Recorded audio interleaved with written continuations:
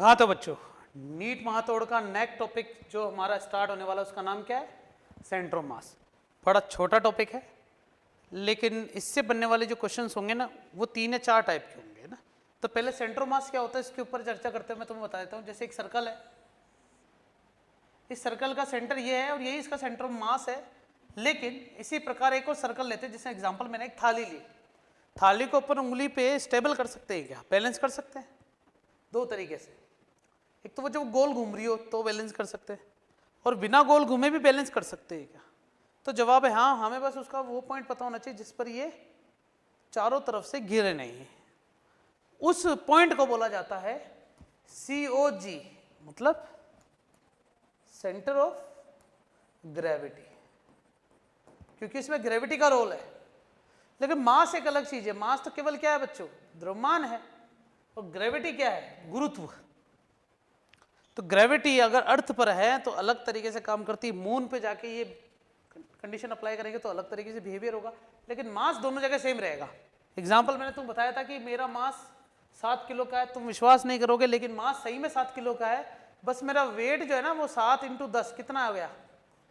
फिर भी अपन 70 न्यूटन नहीं बोलते, 70 किलो बोलते। वो भी अर्थ पर है, मून पर जाएंगे तो अलग बिहेवियर रहेगा मेरा। तो यहाँ पर सेंटर ऑफ मास बिल्कुल अलग थिंग है। सेंटर ऑफ मास को मान के चलना कि यहाँ पर नो ग्रेविटी, किसी प्रकार की ग्रेविटी की बात नहीं होगी।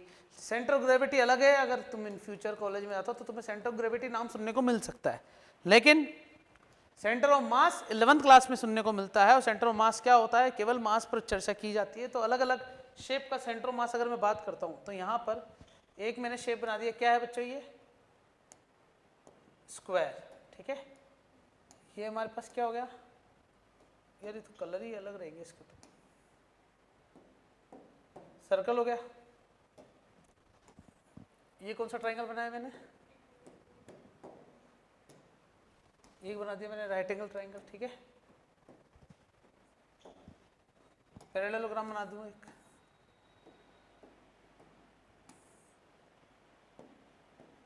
और रोम्बस,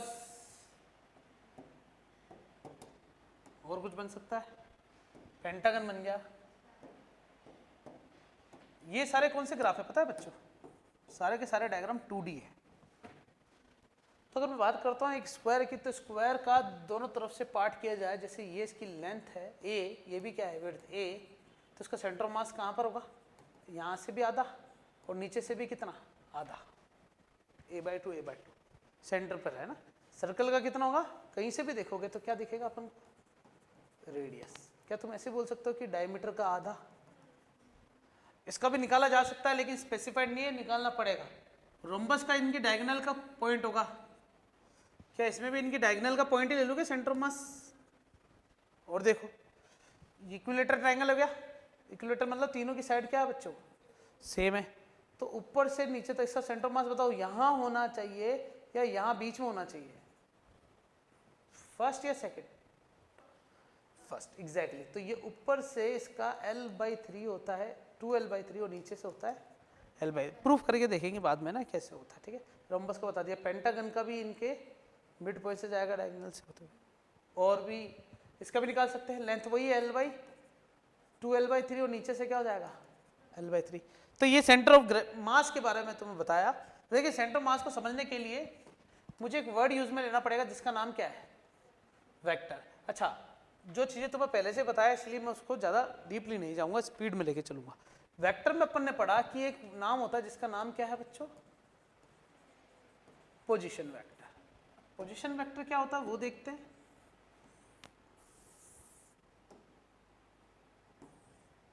जैसे मान लेते हैं कि हमने एक पोजीशन वेक्टर ड्रॉ करने का सोचा है ना, ठीक है।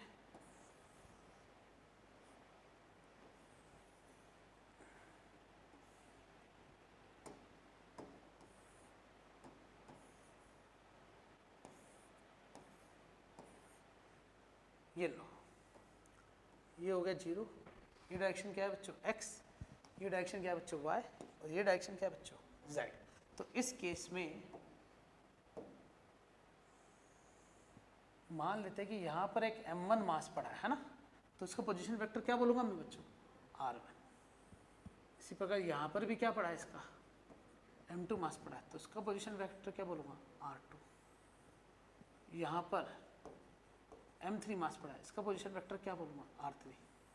तो यहाँ पर m4 मास पड़ा है, m4 नहीं क्या बोल देते mn, और इसका पोजीशन वेक्टर है तो दोनों के ऊपर क्या लगा दूंगा, सबके वेक्टर बना दूंगा। तो ये जो m1 m2 m3 की पोजीशन है ऐसे हलवे में नहीं बनाई है, एक्चुअली में किसी एक शेप के अंदर से लिए गए मास है, मान लो है ना, अलग अलग शेप के हिसाब से। तो मैं अगर इसका सेंटर मास निकालूंगा इस पूरी बॉडी का, अंदाजा लगाओ, यहाँ मान लो इसका सेंटर मास यहाँ है, तो सेंटर मास को देखेंगे तो यहाँ से यहाँ तक का जो वेक्टर बना है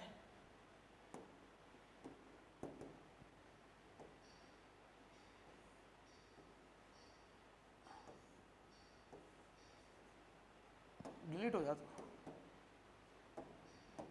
क्या यही बनाया क्या, जिसे बोलेंगे total mass of the body, और इसे अपन बोलेंगे सेंटर मास RCM। क्या बोल दिया बच्चों, RCM। अब सेंटर मास की डेफिनेशन बोलता हूं, किसी भी ऑब्जेक्ट का सेंटर मास वह पोजीशन होती है, अब पॉइंट टू बी नोटेड, क्या लिखा है बच्चों, सेंटर ऑफ मास एक पोजीशन है, तो इसका यूनिट केजी में नहीं आएगी, किसमें आएगी, सेंटीमीटर। सेंटर ऑफ मास मतलब तुम्हें एक पोजीशन ऐसी फाइंड करनी पड़ेगी जिसमें पूरी बॉडी का मास क्या हो जाए, सेंटर्ड हो जाए, बैलेंस हो जाए। जैसे एग्जांपल, यहाँ पर इसको बैलेंस करने के लिए अगर मैं यहाँ पर टिप करता हूँ तो ये बैलेंस होगा क्या, तो वो तो सेंटर ऑफ ग्रेविटी है, लेकिन स्पेस में लेके जाएंगे तो पूरी बॉडी का मास कहीं ना कहीं सेंटर्ड जरूर होगा। जैसे ह्यूमन बॉडी अगर नेचुरल है, कोई भी फैट नहीं बढ़ा हुआ, तो अपनी जो नाभि होती है ये हमारा क्या है बच्चे, सेंटर ऑफ मास हो गया, है ना। बर्थ से पहले जो भी बॉडी होती किसी भी बच्चे की, नवजात शिशु की, वो सारा का सारा इसी से कंट्रोल रहती है। तो इस पूरी बॉडी का जो मास भी होता है ना, वो सारा का सारा किससे कंट्रोल रहता है, इस नाभि से, क्योंकि यही हमारी बॉडी का क्या रहता है बच्चा, सेंटर ऑफ मास रहता है। हाँ, उम्र के साथ साथ सेंटर मास की पोजीशन चेंज हो जाती है, कभी हाथ बड़े हो जाते हैं, कभी टांगे बड़ी हो जाती है, कभी पेट बड़ा हो जाता है, कभी ये तुम देख पा रहे हो कि अगर हम ह्यूमन बॉडी की बात करते हैं तो डिफरेंट टाइप्स के शेप की वजह से उसका सेंटर ऑफ मास जरूरी नहीं वो उसका नाभि ही रहे, अलग अलग हो सकता है। लेकिन अगर यही सर्कल की बात करो तो उसका सेंटर मास हमेशा क्या माना जाएगा, इसी प्रकार स्क्वायर के लिए भी, ट्राइंगल के लिए भी। तो हमारे पास जब सेंटर ऑफ मास पहले से हमने डिसाइड कर रखा, तो डेफिनेशन सिंपल ये हो गई है कि पूरी बॉडी का मास उस पॉइंट पर सेंटर्ड हो जाए। तो इसका मतलब हम निकालने क्या जा रहे हैं बच्चों, यहाँ पर पोजीशन निकालने जा रहा है, इसका मतलब RCM की वैल्यू में निकालने जा रहा हूँ। ठीक है, देखते हैं। तो जो मेरा RCM होता है ना, उसका फॉर्मूला होता है m1 into R1 plus m2 into R2 plus m3 into R3 and last में क्या आएगा, mn इंटू R1 का वेक्टर, और नीचे क्या आ जाएगा m1 प्लस m2 प्लस, ये वेक्टर नहीं होगा ना, स्केलर क्वांटिटी है ना, mn। तो देखेंगे जरा, क्या RCM जो है वो सिग्मा mi ri, और नीचे क्या आ जाएगा sigma sigma sigma sigma mi, जिसमें i की वैल्यू स्टार्ट कहाँ से कर रहे हैं बच्चों, 1 से, खत्म कहाँ पे कर रहे हैं, n। i की वैल्यू 1 से स्टार्ट कर रहे हैं और खत्म कहाँ पे कर रहे हैं, ये इस फॉर्मूले का एक प्रारूप हो गया। लेकिन अगर मैं यहां पर ऐसा करता हूं, क्या लिख रहा हूं मैं, 2 पार्टिकल सिस्टम, क्या लिखता हूं बच्चों में, 2 पार्टिकल सिस्टम। तो 2 पार्टिकल सिस्टम का RCM सिंपल हो जाएगा, क्या हो जाएगा, m1 upon m1 R1 plus m2 R2 upon में क्या हो जाएगा, m1 m2, चलेगा। अब सुनना, पोजीशन वेक्टर R1 की वैल्यू में वेक्टर में बता चुका हूँ, x1 i cap, y1 j cap और z1 क्या होता है k कैप, और R2 की वैल्यू क्या होती है, x2 i cap, y2 j cap और z2 k कैप, होती ही नहीं होती। तो जब ऐसी होती है तो यहाँ पर RCM की वैल्यू निकालने के लिए क्या करूँगा मैं, m1 x1 plus m2 y2 sorry m1 x1 plus m1 y1 plus m3 m1 z1, ये मैंने किसकी वैल्यू निकाली है, x y z की वैल्यू यहाँ रख दी है ना, i cap j cap k cap भी लगा देता हूँ। चलो m1 के साथ क्या आ जाएगा, पूरा का पूरा, एक तो ये ले लेता हूँ मैं, ठीक है, और एक ले लेता हूँ मैं ये, चलेगा। इसमें यहाँ पर आ जाएगा m1 और इधर क्या आ जाएगा बच्चों m2, बीच में क्या आ जाएगा प्लस, और नीचे क्या आ जाएगा m1 प्लस m2। तो देखिए जरा, जो मेरा RCM है, जो भी मेरा RCM है, मल्टीप्लाई करेंगे तो m1x1 plus m2x2 upon m1 plus m2, और i के एक साथ ले लूँ बाहर, m1y1 m2y2 upon m1 plus m2 into J cap हो जाएगा, m1z1 m2z2 upon m1 plus m2 into K cap. चलेगा क्या? तो एक नॉर्मल सा क्वेश्चन उठा के देखते ही मैंने वैल्यू जो निकाली है। क्वेश्चन बड़ा सिंपल ये है कि हमारे पास 2 kg का ऑब्जेक्ट है जिसका पोजीशन वेक्टर मुझे दे रखा है 2i कैप माइनस का जे कैप प्लस का के कैप। चलेगा? और एक 3 kg का ऑब्जेक्ट है जिसकी वैल्यू मुझे R1 दे रखा है और इसका R2 कितना दे रखा है हमारे पास 3i कैप माइनस का जे कैप प्लस का 7k कैप, और बोला RCM बता दो। तो आंसर आता है तुम्हें? मैं तुम्हें ट्रिक बताता हूँ डायरेक्ट, है ना। 2 को मल्टीप्लाई कर दो 4 से, 2 से 2 दूनी 4 प्लस 3 तरीका 9, और नीचे टोटल मास का डिवाइड कर दो i कैप प्लस 2 माइनस का हो जाएगा, 3 भी माइनस का हो जाएगा, नीचे 5 का डिवाइड कर दो जे कैप, 2 1 जा 2, 3 7 जा 21, नीचे 5 का डिवाइड कर दो। तो फाइनल आंसर क्या जाएगा? 4 और 9 13 बटे 5 आई कैप, 2 में से 3 जाएगा माइनस का 5 बटे 5 जे कैप, 21 और 2 23 बटे 5 के कैप। तुम ट्रेडिशनल मेथड पूरा फॉर्मूला उठा के रखोगे तब भी आंसर यही आने वाला है, और अपन इसको इस तरीके से भी निकाल सकते हैं। चलेगा क्या? अब कहानी आती है कि motion of centre of mass क्या होता है। तो चलो motion of centre of mass पढ़ने से पहले मैं कोई एक क्वेश्चन ले लेता हूं मेरी इच्छा से। क्वेश्चन क्या देखना, एक इक्विलेटरल ट्रायंगल दे रखा, मतलब हमें बोल रखा है कि एक ट्रायंगल है जिस पर इधर मास है m, इधर भी मास कितना है m, और इधर भी मास कितना है m, और सबकी साइड कितनी है बच्चों? a, और बोला इसका सेंटर ऑफ मास बता दो। क्या बता दो? Centre of mass. तो जब भी तुम्हें सेंटर ऑफ मास निकालने के लिए पूछा जाए तो तुम एक काम जरूर करना। क्या करना? एक रेफरेंस एक्सिस जरूर बना देना। तो मैंने रेफरेंस एक्सिस बनाने के लिए ग्रीन कलर यूज में लूंगा आपसे।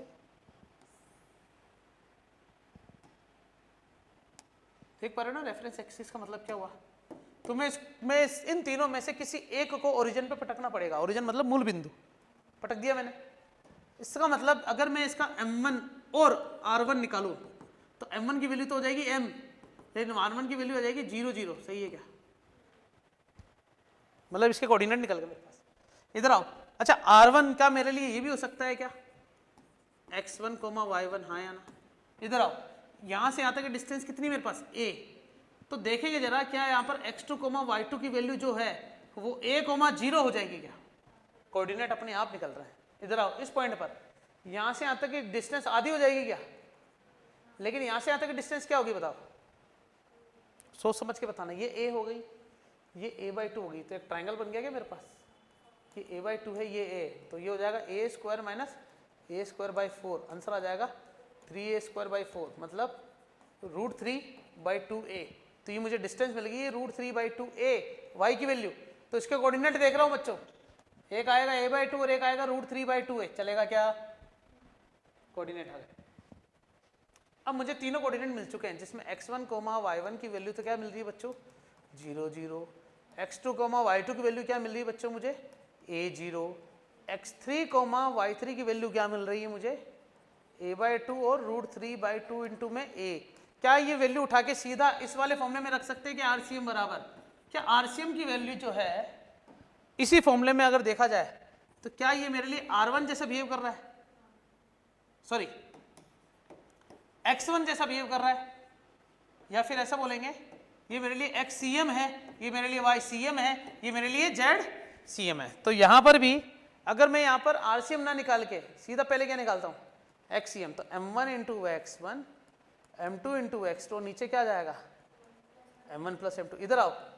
YCM की value m1 into y1, m2 into y2, नीचे क्या आ जाएगा? m1 plus m2। इधर आओ। ZCM के लिए Z निकालेंगे नहीं क्योंकि शेप कैसा है? 2D है। तो m1 की वैल्यू कितनी हो जाएगी हमारे पास? m, और x1 की वैल्यू कितनी है? 0। अच्छा x2 के साथ x3 भी आएगा क्या बच्चों? तो दोनों पे 3 3 भी जुड़ जाएगा। इसका बताओ m इंटू ए, सही है ना, प्लस m इंटू इसमें a की वैल्यू x a/2 हो गई, और नीचे टोटल मास कितना है, तो आंसर आ जाएगा बच्चों m और a कॉमन ले लो, तो 1 + 1/2 और नीचे क्या आ जाएगा 3m, m से m कट जाएगा, 2 का एलसीएम ऊपर हो जाएगा 3/2a, नीचे आ जाएगा 3 से 3 कट जाएगा, आंसर कितना आ गया a/2। कैलकुलेशन करने से पता चला कि यहाँ से तो आधा ही रहेगा, अब ऊपर से निकाल रहे हैं ना YCM, तो YCM का फॉर्मूला मैं डायरेक्ट लिखने वाला हूँ बच्चों, m into 0 plus m into 0, ये भी 0 है, प्लस m इंटू √3/2a, सही है क्या, और नीचे क्या आ जाएगा 3m, तो बधाई हो, ये सब कट गया, सब बढ़िया, m से m भी कट गया, √3/2a में डिवाइड कर रहे 3 का, 3 से 3 काट दूं क्या, तो a में डिवाइड कितना हो जाएगा 2√3, चलेगा, या तो फिर तुम इसको यहीं पे छोड़ दो ना, 3 दूनी 6 हो जाएगा ना, √3/6, क्लियर हुआ क्या समझ में। तो ये हमारे पास एक क्वेश्चन ऐसा आ गया, और देखो जरूरी नहीं क्वेश्चन ऐसा रहे, ये ऐसा भी रह सकता है और इम्पोर्टेंट भी है PYQs के हिसाब से। हमें बोल रखा है कि इस पर मास है 5 kg, इस पर मास है बच्चों 3 kg, 3 kg तो लग नहीं रहा है, इस पर मास है बच्चों 3 kg और इस पर मास है कितना बच्चों 7 kg। क्या इसका आंसर डिफरेंट आ सकता है, बिल्कुल हाँ, क्योंकि इस बार m1 की वैल्यू 5 है, m2 की वैल्यू 3 है और m3 की वैल्यू कितनी है 7 है, तो ये तुम क्या करना बच्चों, वही ओरिजिन पे रखना। अब बताओ ओरिजिन हमेशा यहाँ रखना चाहोगे या यहाँ पे भी रख सकते हो या ऊपर भी रख सकते हो, तुम हमेशा ये रखना, रख तो तीनों पे सकते हो, आंसर इससे जल्दी आएगा। एक और देखना, हमारे पास ऐसे कुछ ये वाला शेप ले लेता हूँ, ठीक है, और बोला रखा है कि यहाँ पर मास है m, यहाँ पर मास है 2m, यहाँ पर मास है 3m और यहाँ पर मास क्या है 4m, सबकी साइड कितनी है बच्चों, क्या ये भी कर सकते हो क्या, कैसे, तुम इसको ओरिजिन पे रखना, इसकी कोऑर्डिनेट बताते जाओ, x1, y1 की वैल्यू बोलो 0 0, इधर बताओ x2, y2 की वैल्यू a0, x3, y3 की वैल्यू a, और x4, y4 की वैल्यू 0, a, चलेगा क्या, अच्छा क्वेश्चन है। अब मजा तो तब आए जब हमें ऐसे चीजें ना दे, हमें कुछ ऐसी चीजें दे सकता है वो,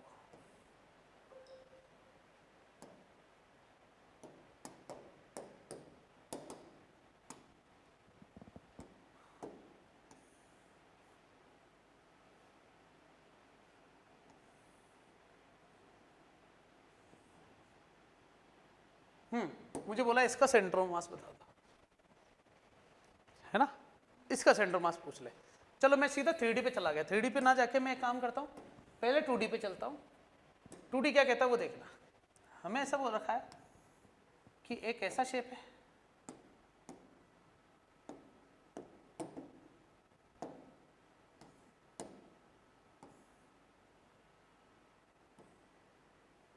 चलेगा क्या, बड़ा हो ही नहीं रहा, सेंटर में ये लग रहा है क्या, हाँ सेंटर पे ही है, थोड़ा सा इधर कर देता हूँ। अब ठीक है, देखिए जरा, हमें बोल रखा है कि इसका एरिया A1 है और इसका एरिया क्या है, ऐसा क्वेश्चन आ जाए, और इसी के साथ ये भी क्वेश्चन हो सकता है, जस्ट अभी तुम्हें दिखाया ना, क्या कहते हो, समझ में आ गया। 2 टाइप के क्वेश्चन हो गए, ये शेप कैसा है, ये कैसा है, तो इससे पहले जो क्वेश्चन करे वो कैसे थे पता है, वो पार्टिकल बेस्ड क्वेश्चन थे। मैं तुम्हें सेंटर ऑफ मास के वो क्वेश्चन दिखाना चाह रहा हूँ जो एक्चुअली में PYQs में पूछे जाते हैं, जो एक्चुअली में एग्जाम में आते हैं, ठीक है ना। तो इसीलिए मैं पहले ये 2D वाला क्वेश्चन करना चाहता हूँ। 2D वाले क्वेश्चन को करने के लिए मैंने यहाँ से इसको फिल किया और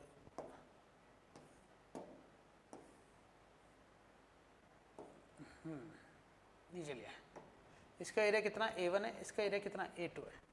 तो यहाँ पर टॉपिक आता है बच्चों क्या, मास डिस्ट्रीब्यूशन। मैं नहीं सिखाऊंगा क्या होता है मास डिस्ट्रीब्यूशन, सीधा वैल्यू लिख रहा हूँ ना। एक होता है बच्चों बताओ क्या, लीनियर, एक क्या होता है बच्चों सरफेस, और एक क्या होता है बच्चों वॉल्यूमेट्रिक।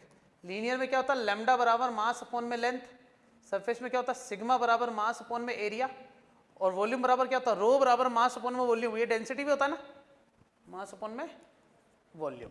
तो बताओ ये शेप कैसा, 1D 2D है या 3D है? तो ये 2D शेप, 2D शेप के लिए कौन सा आएगा, सरफेस। सही है क्या? तो आओ इधर, मेरे पास फॉर्मूला पता है कि अगर मैं इसका आरसीएम निकालना चाहूंगा, आरसीएम छोड़ो, मैं इसका क्या निकालता हूं बच्चों, आरसीएम निकालो, एसीएम निकालो। अच्छा, सबसे पहला काम क्लियर कर देता हूँ। मैंने क्या बनाया, इसका एक बेसिक कोऑर्डिनेट बनाने जरूरी है ना, जैसे मैंने तुम्हें बताया बेसिक बनाना पड़ेगा पूरा ऐसे, ये इस टाइप से मैंने बना दिया, ठीक है। अब इस वाले केस में क्या हुआ कि अगर मैं आरसीएम का फॉर्मूला लिखता हूं, फॉर्मूला होता है m1 into r1 plus m2 into r2 upon m1 plus m2। कहानी समझ में आई?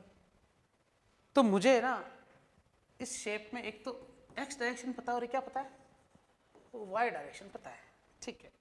तो यहां से यहां तक की लेंथ मुझे दे रखी है बच्चों, कितनी, l, और ये कितनी है, b, ये भी कितना है, b, और ये भी कितना है, l। तुम्हारे सामने लिया, दोनों शेप सेम सेम।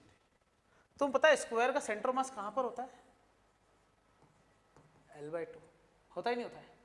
तो इसका भी कहां पर होगा, l/2 पे ही होगा, बीच का है ना, देख लो दोनों का सेंटर सही जा रहा है। इसी प्रकार इसका कितना हो जाएगा, l/2, और इसका कितना हो जाएगा, मुझे ये वाला डिस्टेंस बता सकता है कोई, क्या होगा बताओ।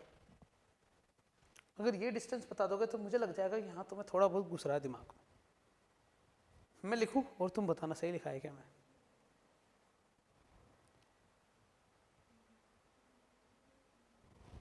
सही है। यहां से यहां तक तो l पूरा ही है, बस ये आधा ही लेना है क्या मुझे, वो कितना हो गया, b/2। अब इससे फायदा हो गया मुझे क्या, कि मुझे इसके सेंटर मिल चुके हैं। वो क्या क्या मिले, इसको मैं बोल सकता हूं एक तो l/2 और एक l/2, चलेगा, बहुत बढ़िया। और इसके सेंटर क्या मिले मुझे, यहां से तो l/2 ही है, लेकिन वो नीचे से कितना आ रहा है, l प्लस b/2, बहुत बढ़िया। तो मैं यहां तक पहुंच चुका हूं। तो मुझे वैल्यू मिल चुकी है बच्चों किसकी, x1 की, y1 की, और x2 की और y2 की। तो मुझे इसकी लेना देना नहीं है, मुझे r1 और r2 दे दिया एक तरीके से ना। तो r1 क्या होता है, x1 i cap plus y1 j cap, और r2 की वैल्यू क्या होती है, x2 i कैप और y2 j कैप। मुझे यहां तक ऐसा कुछ दे दिया गया। अब मैं वैल्यू निकालूंगा आरसीएम की। तो मुझे अभी तक जो मैंने क्वेश्चन करवाए 2-3 ये वाले, इनमें मुझे पॉइंट्स भी दे रखे थे, पॉइंट्स नहीं दे रखे थे, लेकिन मैंने निकाल लिया आसानी से। लेकिन साथ में क्या दिया हुआ था, मास। इस वाले में भी क्या दिया हुआ था, इसमें भी दिया हुआ था। क्या इस क्वेश्चन में मास दिया हुआ है क्या, नहीं। तो मैं इसको यूज में लूंगा। तुम पता सिग्मा बराबर क्या होता है, तो मास बराबर क्या हो जाएगा, सिग्मा इंटू एरिया। तो देखेंगे जरा, आरसीएम का फॉर्मूला होता है m1 r1 plus m2 r2 upon m1 plus m2। तो इसमें m1 की वैल्यू लिखना चाह रहा हूं बच्चों, क्या होगी, सिग्मा कांस्टेंट है a1 into r1, sigma a2 r2 upon m1 की वैल्यू हो जाएगी सिग्मा a1 और सिग्मा a2। ये कहां से देखा मैंने, m1 निकालूंगा तो कांस्टेंट इंटू a1, m2 निकालूंगा तो कांस्टेंट इंटू a2। बताओ सिग्मा कॉमन होके कट जाएगा क्या, क्या मेरा फॉर्मूला अब a1 r1 plus a2 r2 upon a1 plus a2 पे आके अटक गया है क्या। इसका मतलब यहां से खुलासा हुआ है कि मेरे पास आरसीएम का फॉर्मूला जो होता था वो m1 r1 plus m2 r2 upon m1 plus m2 हुआ करता था, लेकिन अब फॉर्मूला चेंज हो चुका है। ये कब, जब मुझे क्या दे रखो बच्चों, पॉइंट मास दे रखो, 1 किलोग्राम 2 किलोग्राम। ये वाला फॉर्मूला कब लिखेंगे अपन, m1 a1 m2 a2 upon m1 plus m2 a1 r1 a2 r2 upon a1 a2। ये कब मुझे, जब क्या दे रखा हो, पूरा सरफेस दे दे। क्या मैं आरसीएम का फॉर्मूला एक डायरेक्ट लिख दूं कि v1 वाला डेंसिटी आएगी यही आएगी क्या, मुझे पता है यही आएगा फॉर्मूला, मैं प्रूफ नहीं करवा रहा, बस लिख रहा हूं। तो मैं इस क्वेश्चन का सवाल मतलब इसका जवाब लिखने वाला हूं ना। तो जवाब लिखने के लिए देखना कि मैंने वही क्या बनाया, एक टी सेक्शन,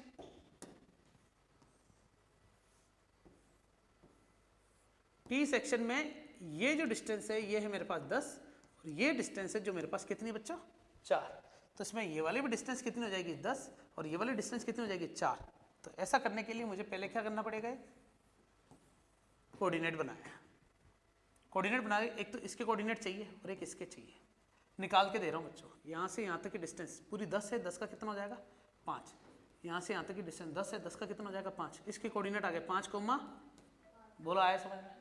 इसी प्रकार इधर आओ, यहाँ से यहाँ तक की डिस्टेंस है कितनी 5, यहाँ से यहाँ तक की डिस्टेंस 4 का आधा कितना हो जाएगा 2, लेकिन तुम्हें पूरा बेसिस से ही चाहिए, कितना हो जाएगा, तो इसके कोऑर्डिनेट बताओ 5 और 12। अब बताओ क्या मुझे x1 y1 की वैल्यू जो है वो 5,5 है, लेकिन x2 y2 की वैल्यू मेरे पास कितनी है 5,12 है।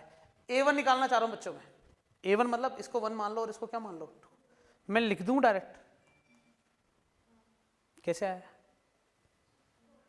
लेंथ इंटू विड्थ, नहीं सॉरी 40 और a2 की वैल्यू 40, फॉर्मूला लिख रहा हूँ ना, पहले एक्ससीएम निकालूंगा, क्या आएगा a1 x1 a2 x2 upon a1 plus a2, a1 की वैल्यू 40, x1 की वैल्यू 5, a2 की वैल्यू 40, x2 की वैल्यू वापस कितना हो जाएगा 5 और नीचे 40 प्लस 40, ऊपर से 40 कॉमन ले लो 5 प्लस 5 और नीचे से 40 प्लस 40 में से जब 40 कॉमन ले लो, 40 से 40 कट गया 5 और 5 10/2 कटेगा, आंसर कितना आया 5। तो पता चलता है कि टी का जो सेंटर मास होता है इसके बीच में से जाएगा, जो कि जा रहा है क्या 5 से जा रहा है, प्रूफ हो गया। और सुनो, अगर मैं इसका YCM निकालता हूँ, फॉर्मूला लिखते हैं ना, a1 की वैल्यू कितनी 40, y की पहली वैल्यू है 5, फिर वापस 40, लेकिन इस बार 12 और नीचे 40 प्लस 40, 40 कॉमन ले लूँ, क्या बचेगा 5 और 12 17, नीचे से 40 कॉमन ले लूँ 2 कट जाएगा, 17 में 2 का भाग 2 8 16 2 5 8.5, टोटल हाइट कितनी बचाओ बच्चों 10 प्लस 4 14 थी, 14 का आधा वैसे 7 होता है, लेकिन 8.5 क्यों आया आंसर, क्योंकि ऊपर वाला मास ज़्यादा है, इसलिए सेंटर मास बिल्कुल बीच में नहीं होगा, थोड़ा सा ऊपर शिफ्ट हो गया। बैलेंस करने के लिए अपन करते हैं ना, जहाँ मास ज़्यादा होता है वहाँ शिफ्ट हो जाते हैं, थोड़ा सा वेट बनाने के लिए। जैसे ये इस बॉडी का सेंटर मास कहाँ होगा, मतलब अभी तो ग्रेविटी, लेकिन सेंटर मास यहीं पर होगा, लेकिन यहीं पर अगर मैं ये इसका सेंटर मास आ गया, अगर मैं यहाँ पर इसको प्लेस कर दूंगा तो ये नीचे गिरेगा, तो मुझे क्या करना पड़ेगा, इस सेंटर मास को उठा के यहाँ लाना पड़ेगा ताकि बैलेंस हो जाए, समझ गए क्या, क्योंकि जहाँ मास ज़्यादा होता है वो सेंटर मास उसकी तरफ चला जाता है, प्रूफ हो गया ये उसकी तरफ गया। क्या ये एरिया और वॉल्यूम वाला क्वेश्चन समझ में आया गया।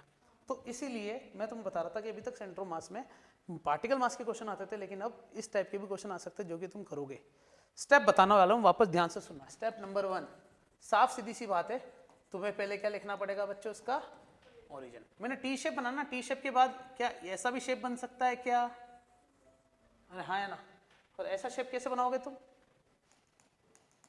1 2 3, और ओरिजिन लेने के लिए ये वाला एक्सिस लोगे, तुम कर सकते हो। क्या एक ये भी क्वेश्चन हो सकता है क्या, 1 2 3, ठीक है ना, तो मैं इनकी वैल्यू दे देता हूँ, ये है 10, ये है 2, ये है 4, ये है 2, ये है 2, ये 10, होमवर्क, ठीक है। ये भी दे रहा हूँ, ये हमारे पास 12, ये हमारे पास 8, ये हमारे पास 4 4 2 2 2 2, ये भी क्या हो गया होमवर्क। सेम उसी तरीके से करना जैसे मैंने तुम्हें समझाया, ठीक है ना। तो ये इसका हो गया। अगर क्वेश्चन कैसा आ जाए बच्चों हमारे पास,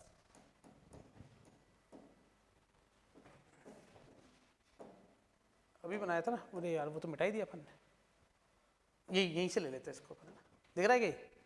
तो इसके लिए क्वेश्चन में लिखने वाला हूँ, क्या आएगा, XCM अगर निकालोगे तो पता क्या आएगा, m1 into V1 sorry V1 x1 plus V2 x2 upon V1 plus V2, समझे। V क्यों, वॉल्यूम आएगा, क्योंकि लेंथ विड्थ और हाइट 1 1 1, लेंथ विड्थ और हाइट 2 2 2, इस बार वॉल्यूम ले लेंगे। अब ये क्वेश्चन 11th में तुमने कभी नहीं करे थे, तुमने 11th में अगर क्वेश्चन करे थे ना तो तुमने इस टाइप के जरूर करे थे। चलो क्वेश्चन करे ना करे, तुमने ये फॉर्मूला जरूर देख लिया था जिसमें वेक्टर वाले क्वेश्चन, तो तुमने यहाँ तक बेसिक पता था, तुम्हें ये भी पता था, तुम्हें ये भी पता था, लेकिन एग्जाम में ये थोड़ी आएगा। एग्जाम में आने वाले क्वेश्चंस में तुम्हें बता चुका हूँ बच्चों, ये दोनों टाइप के है ना। क्या इसी क्वेश्चन के अंदर 1 2D और 3D में T है, तो क्या एक सेक्शन H वाला और I वाला भी आ सकता है क्या, अब मैंने HIOT क्यों लिया, क्योंकि यही वो शेप है जिसके सेंटर मास अधिकतर पूछे जाते हैं, क्योंकि सीधे होते हैं। ABCD के नहीं पूछे जाएंगे, ई का जरूर पूछ लेगा, क्योंकि ई भी क्या था, सीधा साधा है बेचारा, बेचारा। सही है, तो ये हुई हमारी बात सेंटर ऑफ मास की। अब सेंटर ऑफ मास को पूरा कंप्लीट नहीं कर, मेरे हिसाब से यही टॉपिक है इंपॉर्टेंट, लेकिन एक छोटी सी चीज जो मैं तुम्हें बताना चाहता हूं, दैट इज वो इंपॉर्टेंट है, motion of centre of mass. अब देखना तुम्हें समझ में आ जाएगा सारा धीरे धीरे। RCM का फॉर्मूला अभी भी निकाला मैंने, M1R1 प्लस M2R2, और नीचे क्या लिखा है मैंने, M1 प्लस M2। तो इस केस में अगर मैं इसका डिफरेंशिएशन कर दूं बच्चों, कर दूं क्या, तो M1R1 plus M2R2 upon M1 plus M2 के हिसाब से डिफरेंशिएशन करेंगे तो d upon dt of R1, d upon dt of R2, नीचे M1 प्लस M2। क्या इस RCM को मैं VCM लिख दूं क्या बच्चों, बोलो हाँ। RCM को VCM क्यों लिख दूंगा, क्योंकि R मतलब एक पोजीशन है, उसका डिफरेंशिएशन करेंगे तो वेलोसिटी मिलती है, ये मिल गया मुझे VCM। और देखो M1, इस R1 को बोल दूंगा V1 V2 upon M1 plus M2, तो ये मुझे क्या मिला, VCM। अब इसके बाद जो लिखूंगा तुम्हें समझ में नहीं आएगा, तैयार हो।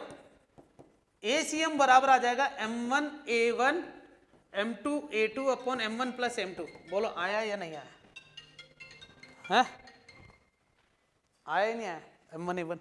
मैं एक बार और डिफरेंशिएशन करता इसका, याद करो जब अपन ने 11th क्लास में मैकेनिक्स पढ़ी थी, तो पहले पोजीशन, फिर वेलोसिटी, फिर एक्सेलरेशन, उसके बाद क्या आया था, याद आया था, फोर्स से पहले एक और चीज आई थी,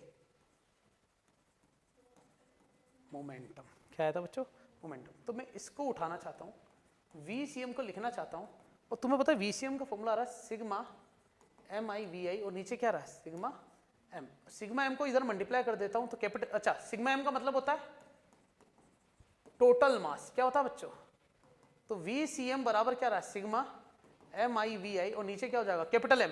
कैपिटल M को वहां ले जाओ, तो M VCM बराबर क्या हो जाएगा, सिग्मा MI/VI। इससे पता चलता है कि MVCM जो होता है वो M1V1 plus M2V2 plus M3V3 and so on MNVN होगा। तो इससे अपन PCM बोल सकते हैं क्या, ये P क्या है बताओ यहां पर, P बराबर होता है MV, इससे अपन बोलते हैं मोमेंटम, मतलब संवेग। आ गया क्या। अब मैं इस PCM को जो है क्या लिखने वाला हूं, देखना कि PCM अभी भी बताया मेरे पास M1V1 M2V2 और MNV1 आया। अब मैं इसका डिफरेंशिएशन करूंगा, क्योंकि rate of change of momentum कहां से आया बताओ, संवेग में परिवर्तन की दर, न्यूटन के दूसरे नियम से। इसीलिए d अपॉन dt PCM बराबर आ जाएगा M1 A1, है ना, M2 A2, और लास्ट में MN AN, और इसी को ही क्या लिख देंगे, FCM। बोलो समझ में आ गया क्या। और इसे अपन क्या बोलते हैं, motion of A centre of mass. तो क्वेश्चन कैसा आएगा ये मैं तुम्हें बताना चाहता हूं, उठा लूं क्वेश्चन। क्वेश्चन मेरे पास ये है कि मुझे M1 दे रखा है 2 kg, M2 दे रखा है 3 kg, और इसकी वेलोसिटी जो है वो IK plus JK plus K cap है, और इसकी वेलोसिटी है 2IK माइनस का 3JK प्लस का 4K कैप है। तो मुझसे पूछा जाए VCM बता दो, आंसर आ गया M1 into V1 M2 into V2 M2 into this, है ना। वही तरीका सब कुछ सेम है, फॉर्मूला वही लगाओगे, बस ये आ गया। एक्सेलरेशन के लिए M1 और M2 दे दे, और क्या दे दे इस बार A1 और A2 दे दे।